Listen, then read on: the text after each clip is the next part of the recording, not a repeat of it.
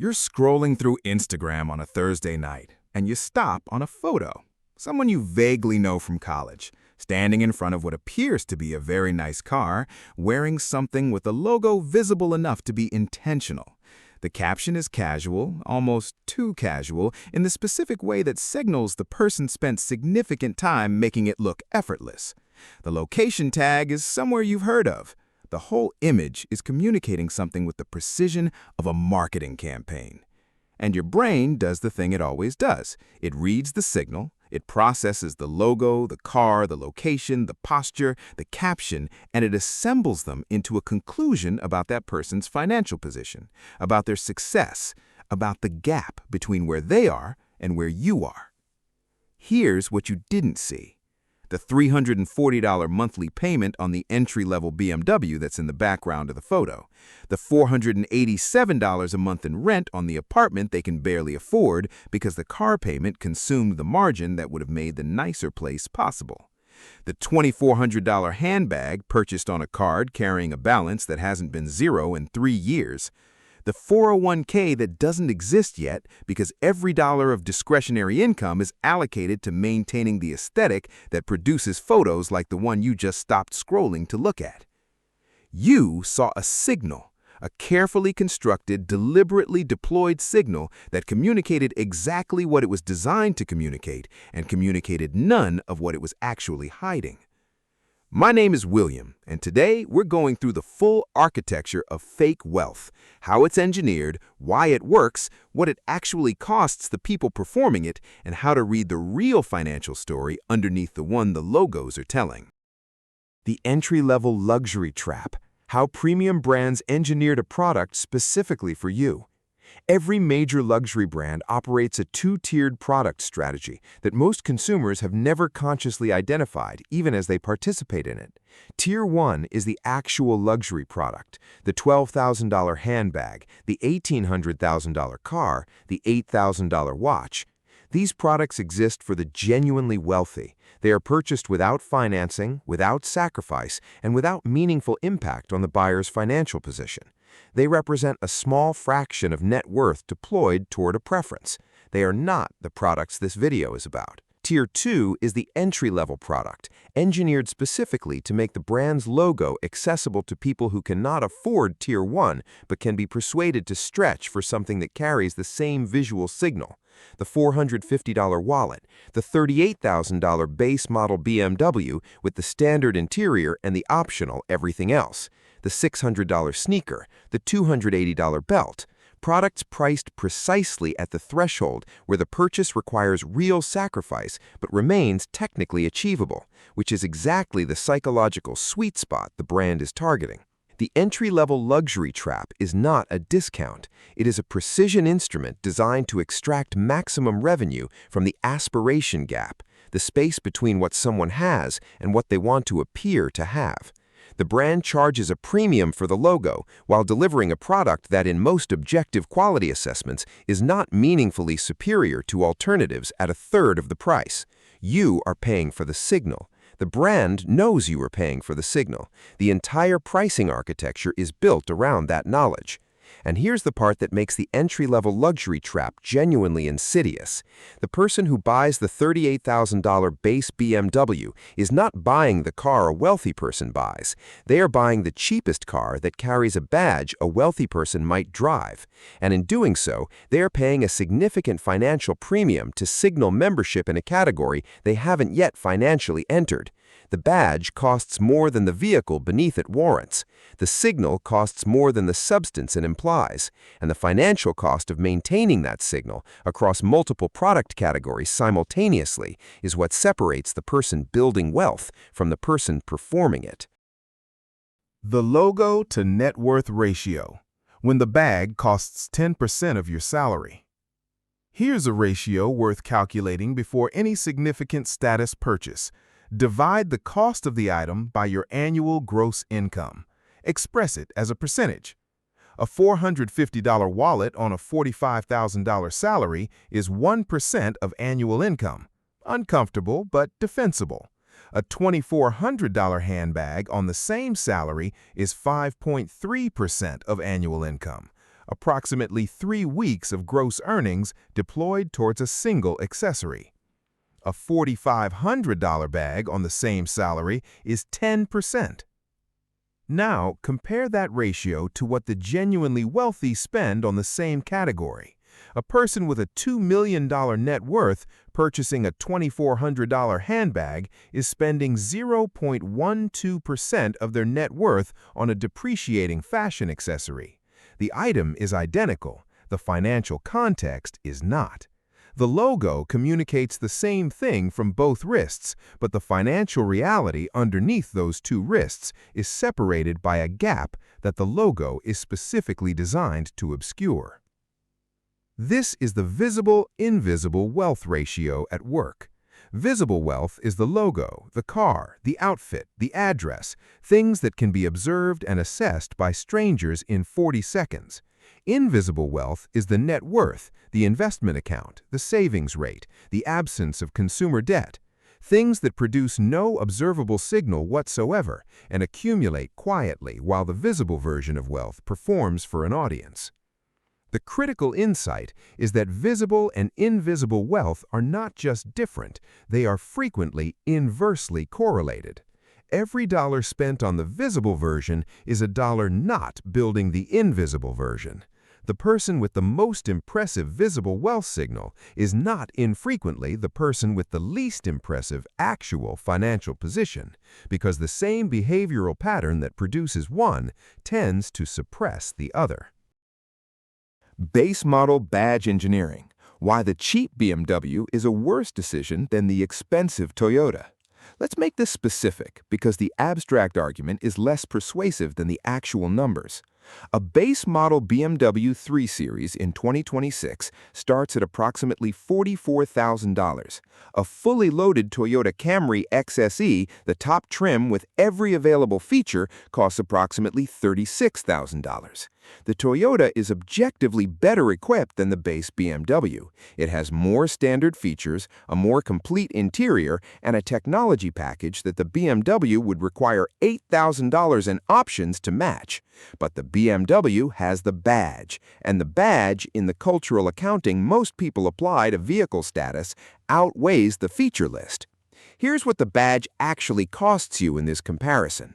The $8,000 purchase price premium is the visible number. The invisible number is what happens to those $8,000 over time. Invested at 7% average annual returns over 20 years, $8,000 becomes approximately $31,000. You paid $31,000 in foregone wealth for a hood ornament. Now add the depreciation differential. BMW vehicles depreciate significantly faster than Toyota vehicles, a documented pattern in used car market data. The base 3 Series loses approximately 50 to 60% of its value over 5 years. The Camry loses approximately 35 to 40%. On a $44,000 vehicle versus a $36,000 vehicle, the depreciation gap over 5 years is meaningful. You bought a car that cost more and lost more value faster. Now add the insurance differential. A BMW 3 Series costs approximately $180 to $220 more per month to insure than a comparable Toyota Camry in most American markets.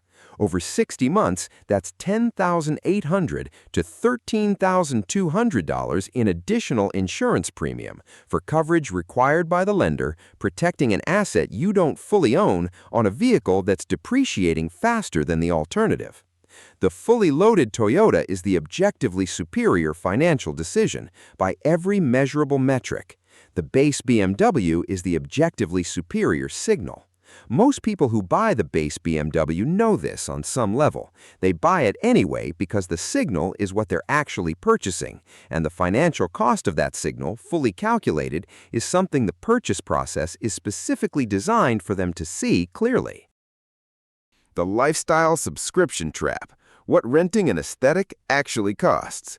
Status maintenance is not a one-time purchase. It is a subscription, a recurring financial commitment to maintaining the visible signal at the level it was established, updated seasonally to remain current, and expanded gradually as the reference group upgrades around you. The handbag requires seasonal accessories to remain contextually appropriate. The entry-level luxury car requires the right neighborhood, the right restaurants, the right wardrobe to form a coherent signal. The signal is not a single item. It is an ecosystem of mutually reinforcing purchases that each individually feel like isolated decisions and collectively constitute a significant fixed cost structure built entirely around appearance. This is what behavioral economists call the lifestyle subscription trap. Each component of the aesthetic feels like a choice.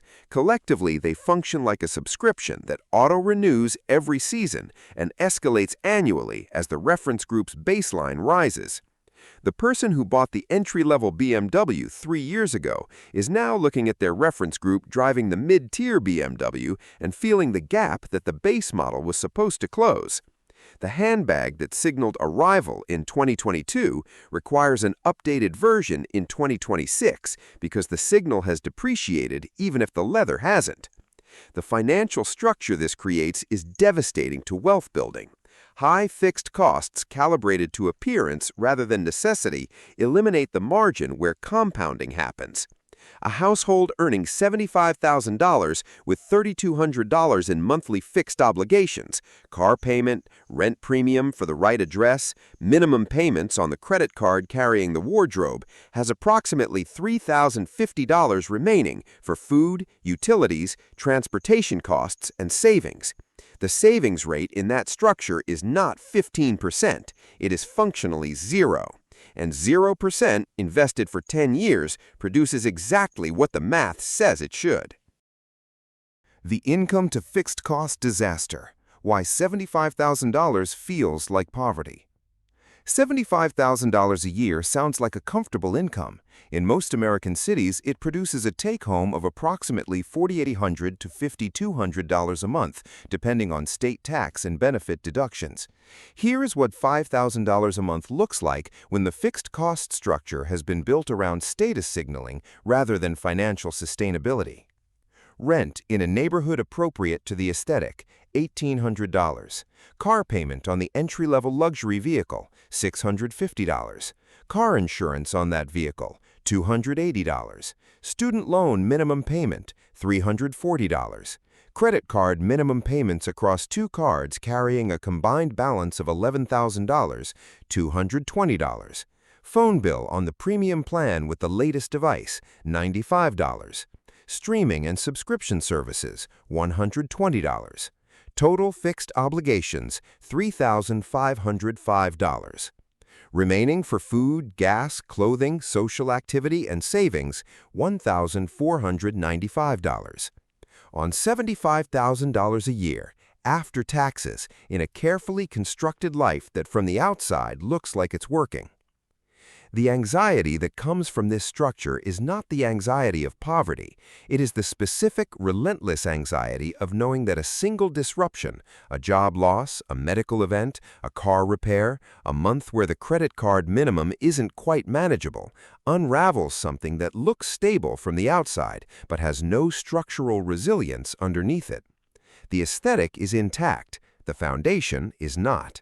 And maintaining the aesthetic while the foundation crumbles requires an increasing commitment of energy, financial creativity, and psychological denial that compounds its own costs over time. Context-dependent flexing. How to spot the public-private wealth gap.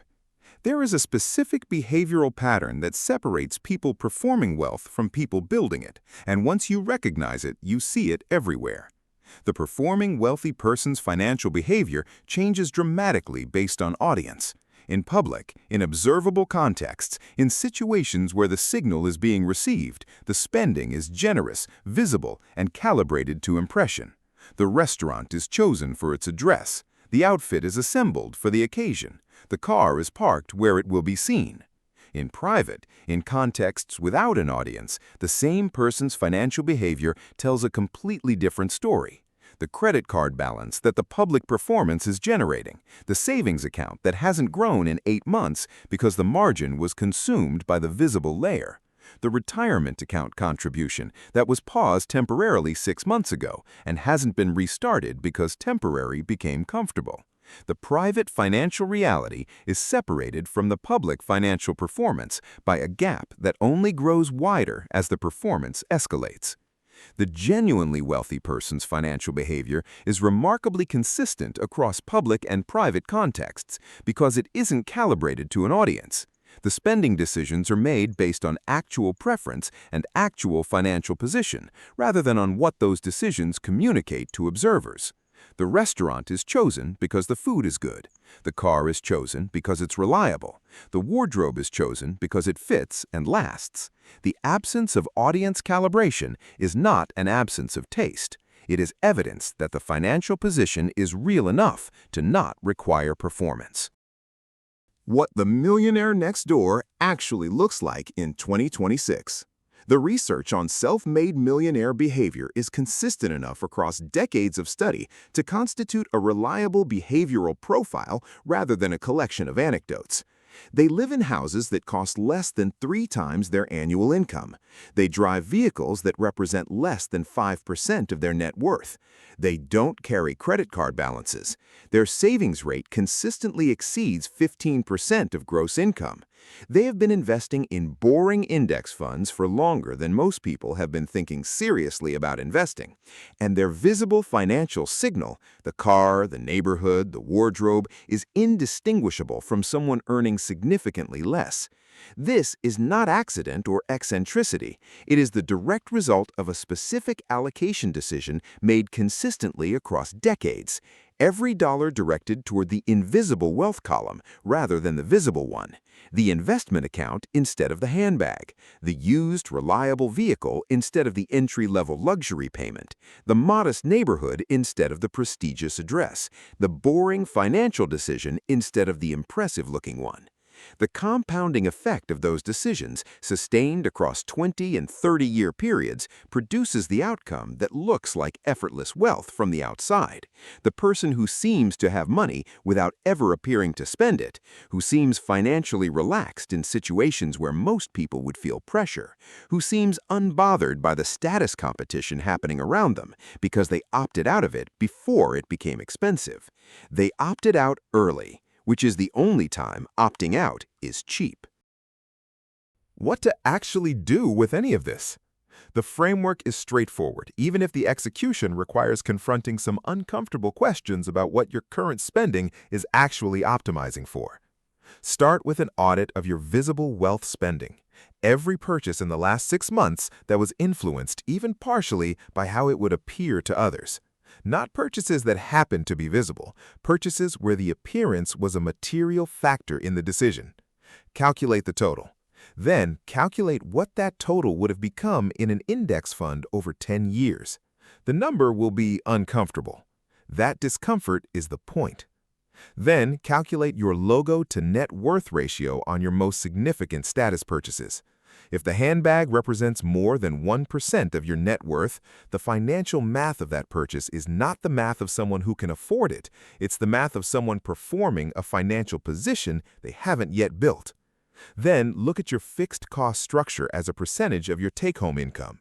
If your fixed obligations, rent, car payment, insurance, minimum debt payments exceeds 60% of take-home, the margin for wealth building is structurally insufficient, regardless of how you manage the discretionary spending around it. The problem is not the coffee, it's the fixed cost architecture that consumed the margin before the coffee was ever a relevant variable. The exit from the fake wealth cycle is not deprivation, it is reallocation. Redirecting the dollars that were funding the signal toward the substance, building the invisible wealth column with the same intensity that was previously going toward the visible one, and gradually discovering that the audience for the signal, the strangers at the red light, the followers on the feed, the coworkers in the parking lot, was never paying the attention the spending assumed. The logo on the bag communicates something for 40 seconds. The investment account it didn't fund compounds for 40 years. The math on which one matters more is not complicated. The psychology that obscures it is. Now you can see both. Every dollar performing wealth is a dollar not building it. That math doesn't change based on what the logo says. Subscribe for a new video every week, and drop one purchase in the comments you've made purely for the signal. No judgment, just honesty.